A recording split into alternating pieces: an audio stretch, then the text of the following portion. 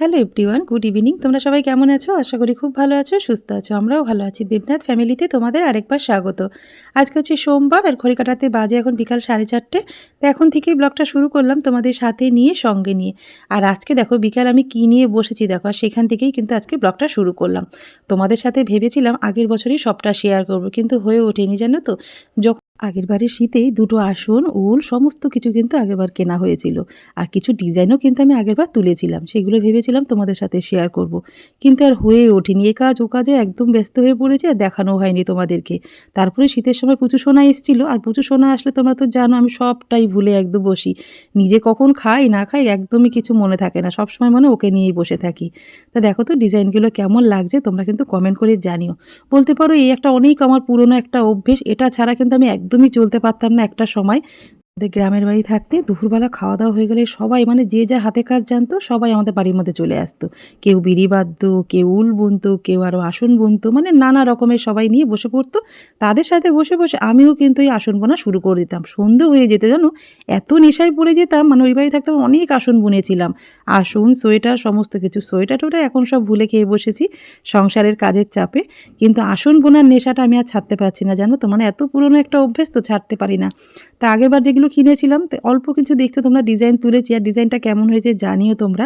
এটা কিন্তু আমি ইউটিউব থেকে দেখেছিলাম, দেখে ডিজাইনটা স্ক্রিনশট মেরে নিয়েছি, সেখান থেকে ডিজাইনটা আমি নিজের আসনে তুলে নিয়েছি। খুব একটা বেশি কিন্তু ডিজাইন আমি পারি না, মানে যেটা দেখি, দেখে যদি ভালো লাগে যে এই ডিজাইনটা ভালো লাগছে, সেটা কিন্তু নিজের আসনে আমি তুলে নিতে পারি। এইটুকু পারি আর কি, বেশি কিছু পারি না।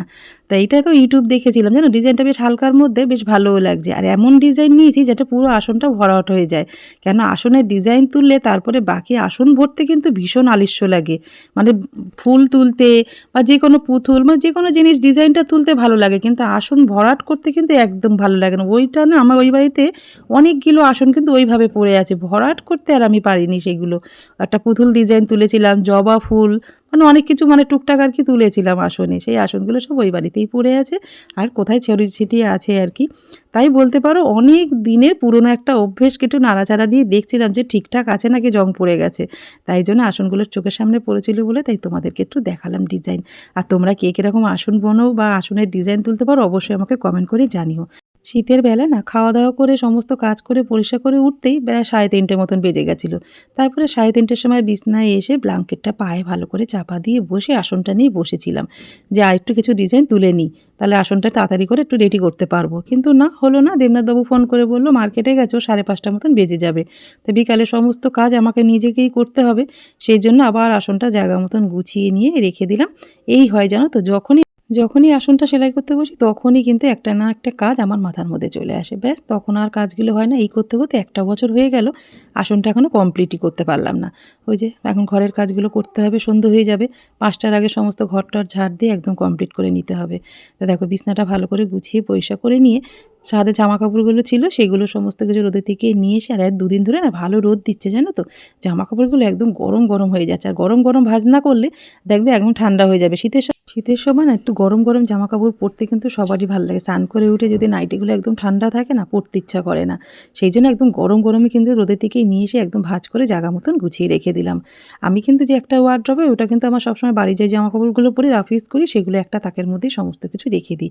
কেন বলো তো, অনেক বড় বড় মানে তাক করা রয়েছে, তো কী জামাকাপড় রাখবো অতগুলোর মধ্যে। তা বাড়ি পরার জামাকাপড় কিন্তু আমি ওয়ারড্রপেই রাখি।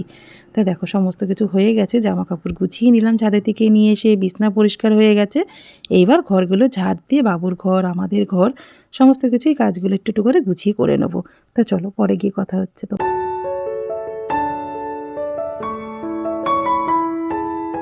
আমাদের প্রত্যেকের দেখবে কোনো না কোনো ইচ্ছা থাকে, কোনো না কোনো শখ থাকে, সেগুলো কিন্তু দেখবে সংসারের মধ্যে কাজের চাপে কোথায় যেন হারিয়ে যায়। সেগুলো আর আমরা খুঁজে পাই না। সারাদিন এই কাজ, সংসার কিভাবে চলবে, সংসারটা কিভাবে কি করব, না এখন বসে থাকবো, এই সময় উঠে গিয়ে এই কাজটা করে নিই, তাহলে মানে কাজটা আমার এগিয়ে থাকবে, তাড়াতাড়ি করে হয়েও যাবে। এই করতে করতে আমাদের ইচ্ছে শখগুলো কিন্তু সব চাপা পড়ে যায়, সেগুলো আর কিচ্ছু পূরণ করা হয় না। একসময় ভেবেছিলাম, অনেক ছোট বয়সে বিয়ে হয়েছিল তো, ভেবেছিলাম এটা শিখবো ওটা শিখবো, কিন্তু হয়নি জানো তো। ছোট বয়সেই মানে বাচ্চা হয়ে গেছে, তারপরে ওদেরকে মানুষ করতে করতে নিজের শখ আহ্লাদগুলো সব বিসর্জন চলে গেছে।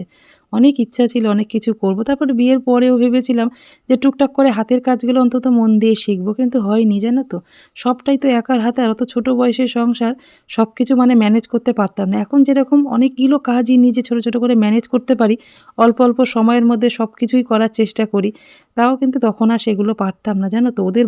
ওরা যখন একটু একটু করে বড় হয়ে উঠলো, তারপরে আবার স্কুলের চাপ, স্কুলে নিয়ে যাওয়া, তারপরে বিকালে করে মেয়ে নাচের স্কুলে যাওয়া, আঁকার স্কুলে যাওয়া রবিবার করে, মানে এইসব সব কিছু মিলিয়ে মিশিয়ে বলতে পারো নিজের ইচ্ছাগুলো আর পূরণ করা হয়নি। মানে এখন আর কি করবে, এখন এই বয়সে এসে কি আর নিজের ইচ্ছা পূরণ করা যায়? এখন তো সংসারে আরও কাজের দায়িত্ব, আরও কাজের চাপ বেড়ে গেছে বলতে পারো। প্রথম ভাবি কি আমাদের বিয়ে হয়ে গেছে মানে এখন একটু কাজের চাপটা কম, কিন্তু দেখবে তখন আরেক রকম সমস্যা, আবার বাচ্চা হয়ে যাওয়ার পরে কিন্তু আরেক রকম সমস্যা। মানে আমাদের মেয়েদের, আমাদের হাউসওয়াইফদের দেখবে সমস্যা থেকে কিন্তু আমরা কোনোদিনই বেরোতে পারি না। সমস্যা পুরো আমাদেরকে চারিদিক দিয়ে ঘিরে ধরে জানো তো। যতই ভাবি যে নিজের জন্য 1টা ঘন্টা সময় বার করব, সেই 1টা ঘন্টা মনে করি ছেলেমেয়ের পেছনে দিই, নাইলে সংসারের পেছনে দিই। এই করতে করতেই কিন্তু আমাদের বাকি জীবনটা শেষ হয়ে যায়। বললাম না সেদিনকে যে হাতের মুঠো খুলে দেখি দিনের শেষে কিছুই থাকে না, সেটাই হচ্ছে এখন জানো তো। আমাদের মতন হাউসওয়াইফদের কপালটা এরকমই হয়। যতই আমরা মানে সবার জন্য করি না কেন, নিজের জন্য করার জন্য তখন আমাদের কিছুই সময় থাকে না হাতে। তো এই করতে করতে নিজের শখগুলো পূরণ করা হয়নি। এখন আর তো হবেই না। এই যে এডিটিংয়ের কাজ যে কত সমস্যার কাজ, তোমরা তো যারা করো তোমরা তো জানোই। এডিটিং করতে হয়, ভয়েস ওভার দিতে হয়, মানে সব কিছু মিলিয়ে মিশিয়ে এখনও কিন্তু প্রচুর কাজের চাপ, প্রচুর ব্যস্ততার মধ্যে রয়েছি আর কি। তা দেখো আমি কাজ করতে করতে এতটাই সন্ধে হয়ে এসছে, দেবনাথবাবু কিন্তু বাড়ি চলে এসছে। বাবুর ঘরটর সমস্ত কিছু ঝাড় দেওয়া মোছা কিন্তু আমার হয়ে গেছে। বাইরেটাও কিন্তু দেখেছো তো, বিকালবেলাও কিন্তু আমি একই রকমভাবে সকালের মতন বিকালেও পরিষ্কার করে নিই। তা দেখো আমি একদম জামাকাপড় ছেড়ে নাইটি চেঞ্জ করে চলে এসেছি। সন্ধে দেবো বলে দেবনাথবাবু বলল আমি এই সন্ধেটা দিয়ে দিই, কেন ও তো এই সময় স্নান করবে, আমি গিজারটা চালিয়ে দিয়েছি। তা চলো।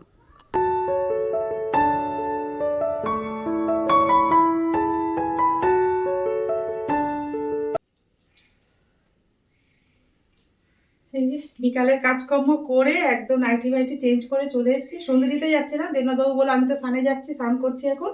ও সবে তো আসলো, তোমরা দেখলে। তা ওই সন্ধেবেলা সন্ধেটা দিয়ে দেবে আজকেরে, তারপর ও ভাত টাত খাবে। এখনো তো সারাদিন খাইনি, এই সবে বাড়ি ফিরলো। বাবা বিকাল থেকে কাজ করে আমি আর পারছি না। এখন 4:30 থেকে কাজকর্ম শুরু করেছি, এখন হচ্ছে 5:30 বাজে। পুরো 1 ঘন্টা লেগে গেল বিকালে এই কাজগুলো করতে। আজকে সকালে সেইভাবে বিছনা টিছনাগুলো ভেবেছিলাম যে বেড কভারটা চেঞ্জ করবো, কিন্তু সকালবেলা হয়নি। তাই ভাবলাম বিকালে সমস্ত কিছু চেঞ্জ করে একবার সব কিছু কাজগুলো করে নিই, সকালবেলা হবে না। এমনি শরীরটা কেমন একটা করছে।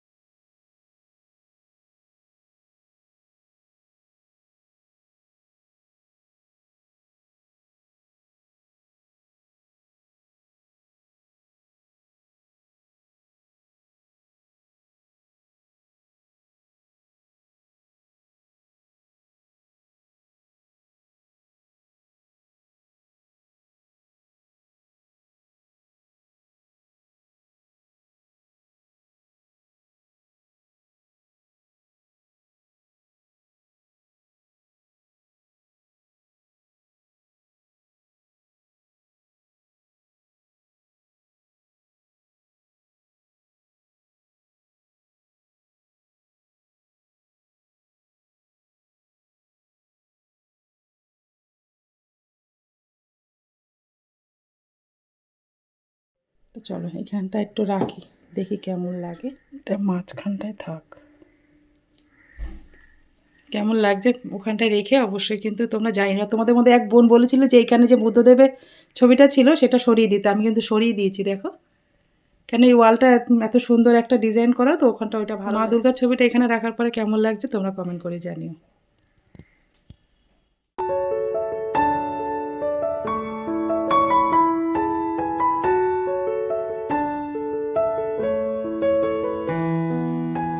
দেখো দেবনাথবাবু কিন্তু সন্ধে দিতে চলে এসছে, আর ওর সাথে সাথে কিন্তু ঠাকুর ঘরে আমিও চলে এসেছি। ও যখন সন্ধে দেয় সব কিছু তো হাতের কাছে পায় না, ও খুঁজে, আমি যেখানে রাখি সেখানে হয়তো খুঁজে পাবে না। সেই জন্য ওর সাথে থাকি, ওকে যাতে সব কিছু হাতের ধারে গুছিয়ে দিতে পারি। আর আজকে তো সোমবার, সকালবেলা ধুনো ধরানো হয়নি, কর্পূরটাও জ্বালাইনি। তাই জন্য সোমবারের সন্ধ্যাবেলায় কী কী দিয়ে ধুনো জ্বালাতে হয় সেটা তো আর দেবনাথবাবু জানে না, সেই জন্য ওকে একটু গুছিয়ে দিচ্ছি। আর আজকে কিন্তু, কালকে রবিবার ছিল, দারচিনির সাথে কিন্তু কর্পূর জ্বালিয়েছি। আর আজকে কিন্তু সোমবার, আজকে দারচিনি দিচ্ছি না, আজকে নারকেল ছোবা ধুনো, তার সাথে কিন্তু একটু কর্পূরও দিয়ে দিলাম, দেখতেই পাচ্ছি।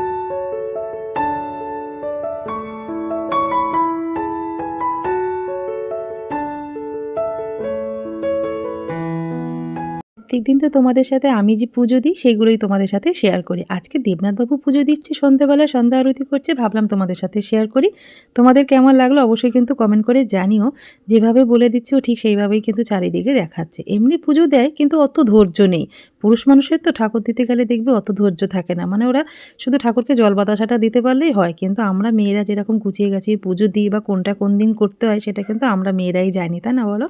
ধুনো জ্বালিয়ে আগে কিন্তু ঠাকুরকে আরতি করলো, তুলসী মঞ্চে আরতি করে চারিদিকে কিন্তু ঘরের প্রতিটা কোণায় কোণায় কিন্তু দেবনাথবাবু ধুনো দেখিয়ে দিল। ওর কিন্তু প্রচণ্ড খিদে পেয়ে গেছে জানো তো। 6টা বাজে ওকে আমি ভাত দিয়ে দিলাম, মানে সারাটা দিন খাওয়া নেই তো সেই ভোর 5টা 5:30টার সময় বেরিয়ে পড়ে। দুপুরেও কোথাও বাইরে খেতেও কিন্তু কিছু খায় না, একটা বিস্কিট কলা ফল টল খেয়ে এসব খেয়েই থাকে।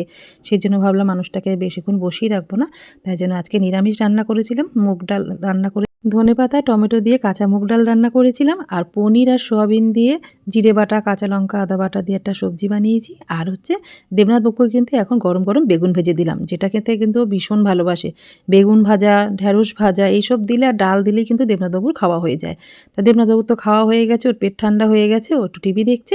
আর আমি কিন্তু সন্ধেবেলা দেখো একটুখানি লাল চা। দেবনাথবাবু কিন্তু ভাত খেতে ভীষণ ভালোবাসে, খিচুড়ি বলো ফ্রাইড রাইস বলো অত ভালোবাসে না। ভাত খেলেই মানে ও কিন্তু পুরোপুরি ঠান্ডা হয়ে যায়, শরীর মন সব কিছু ঠান্ডা করে দেবনাথবাবু কিন্তু টিভি দেখছে। এবার আমারও মনটাকে তো ঠান্ডা করতে হবে তাই না? সন্ধেবেলা একটু কাজকর্ম সারা হয়ে গেছে, এবার বসেছি নিজের জন্য একটু চা। চায়ের সাথে কিন্তু বিস্কিট নিয়ে নিই, একটু চিড়ে ভাজা আর ওপর থেকে একটু চানাচুরও কিন্তু ছড়িয়ে দিলাম, তোমরা তো দেখতেই পেলে। তো চলো বিকাল থেকে যেই ব্লগটা শুরু করেছিলাম এই পর্যন্তই রাখলাম। যদি তোমাদের আজকের ব্লগটা কিছু ভালো লেগে থাকে লাইক কমেন্ট শেয়ার করো, আমার চ্যানেল নতুন হলে অবশ্যই সাবস্ক্রাইব করো।